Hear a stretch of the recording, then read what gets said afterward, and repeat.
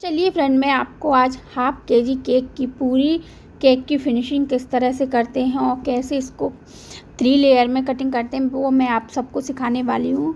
तो सबसे पहले हमको स्पंज को बेक करना है, जो कि मैं ज़्यादातर आपको बताती हूँ गैस पर ही नॉर्मल बेक करती हूँ।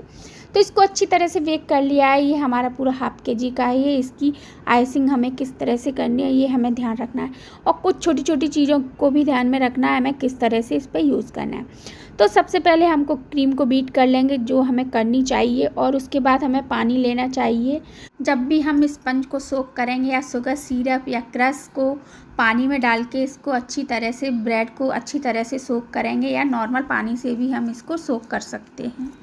तो जब भी हम केक की फिनिशिंग करेंगे उसकी कटिंग लेयर सब, तो हमें हमेशा स्पंज को 3 कटिंग में करना चाहिए, या आप धागे से या फिर आप चाकू की सहायता से करना चाहिए। उस पर अच्छी तरह से क्रीम लगाना चाहिए। क्रीम को हमें वेट के अनुसार ही लेना चाहिए। अगर हम हाफ केजी का बना रहे हैं तो उसी हिसाब से हमें क्रीम को भी लेना चाहिए। तो क्रश को भी अच्छी तरह से लगा दिया है। स्पंज को भी हमने पानी से या क्रश या दूध वगैरह आप जिससे भी सोक करना चाहो उससे अच्छी तरह से मैंने सोक कर दिया है। तो जब हम इसको सोक करेंगे तो उसको नॉर्मली सोक करेंगे और ज़्यादा सोक नहीं करेंगे। अगर हम केक बना रहे हैं तो हमारी दूसरे केक की क्रीम बच गई है, उसको हम कैसे यूज करें, तो इसका सबसे अच्छा ये है उस बची हुई क्रीम को हम केक के बीच में लगा दें, क्योंकि क्रीम तो हमारी फ्रेश है, दोनों ही सही है। तो जब भी हम केक की क्रीम बच जाती है तो उसको हम दूसरे केक में भी यूज कर सकते हैं, जो कि मैंने आपको बताया इसी तरह से। वो हमारे दूसरे केक की क्रीम थी जिसको मैंने इसके बीच में लगा दिया है। कभी भी क्रीम बची हुई क्रीम को हमें बाहर की साइड नहीं लगाना चाहिए, और उससे हमें केक की डेकोरेशन भी नहीं करनी चाहिए। उसको हमेशा केक के बीच की फिलिंग में ही यूज़ करें, जिस तरह से मैं कर रही हूँ।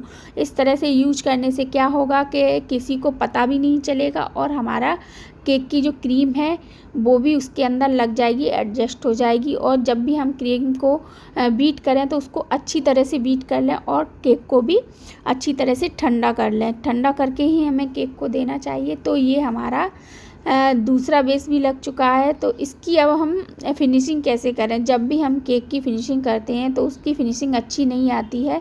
शुरू में मुझ पे भी नहीं आती थी, क्योंकि मैं भी बिगनर थी, और अभी भी बिगनर ही हूँ, क्योंकि मैं सीख ही रही हूँ। ज़्यादातर मैं सीख ही रही हूँ, क्योंकि जब तक हमारी सीखने की शक्ति ख़त्म नहीं हो जाती तब तक हम कुछ ना कुछ सीखते ही रहते हैं। हमारे लालसा होती है कि हम कुछ नया सीखें, नया देखें। जब भी हम नए वीडियो देखते हैं तो सोचते हैं चलो आज इसी को सीख लेते हैं। तो सीखने की कोई उम्र नहीं होती, हम कभी भी कुछ भी कर सकते हैं। हम होम बेकर हैं तो केक भी बना सकते हैं, और भी बहुत सारे काम हैं जो हम घर बैठे ही सीख लेते हैं। तो इसी तरह से मैंने भी केक बनाना सीखा है। तो केक की हमेशा क्रम कोटिंग अच्छी फ्रेश क्रीम से ही करनी चाहिए, अच्छी तरह से बीट करके। तो जब हम उसकी फिनिशिंग करेंगे तो उसके लिए सबसे पहले हमें गर्म पानी की ज़रूरत पड़ती है, जो कि हर बेकर नहीं बताता है कि हमें केक की फिनिशिंग किस तरह से करनी चाहिए। और क्रीम की फिनिशिंग करने के लिए उसको एक पैलेट नाइफ हो या आपके पास स्केल वगैरह हो, उसको पानी में डुबो के रखना चाहिए। जब वो अच्छा सा गर्म पानी में डीप रहेगी तो उससे क्या है, केक की जो क्रीम हमने लगाई है वो अच्छी तरह से फिनिशिंग हो जाएगी और चिकना भी हो जाएगा। और जब भी हम केक को डेकोरेशन करें तो उसकी जो प्लेट होती है, बेस होता है, उसको अच्छी तरह से क्रीम को हटा के क्लीन कर लें। गीले कपड़े से ही साफ़ करें, उससे क्या है अच्छी तरह से साफ़ हो जाता है। तो हमने केक को क्रीम से कवर कर लिया है। देखिए मैंने ये गरम स्केल ही ली है, पानी में डुबोई हुई और कपड़े से पोंछी हुई।